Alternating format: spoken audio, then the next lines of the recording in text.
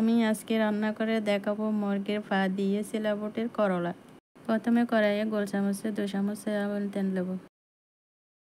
এক বাটি পেঁয়াজ কুচি দেব, একটা দারুচিনি দেব, একটা তেজপাতা দেব, 6টি এলাচ দেব,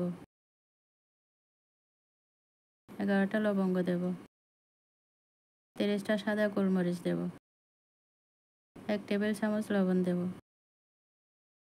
পেঁয়াজটা একটু কষিয়ে নেব। গোল চামচে 2 চামচ পেঁয়াজ বাটা দেব।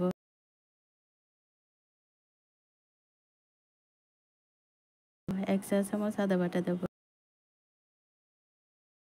1 চা চামচ রসুন বাটা দেব, 2 টেবিল চামচ ধনে গুঁড়া দেব, 1 টেবিল চামচ জিরা গুঁড়া দেব,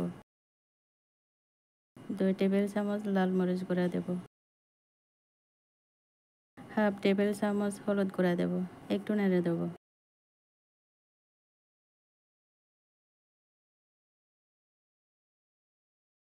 মশলাটা কষিয়ে এলে বীজটা বা কয়েকটা গলা দেব। 1 মগ পানি দিয়ে কষিয়ে নেব।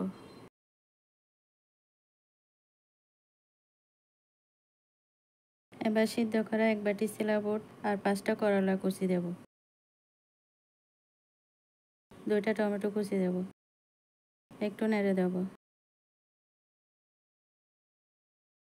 4 মগ পানি দিয়ে 1 ঘন্টা রান্না করব।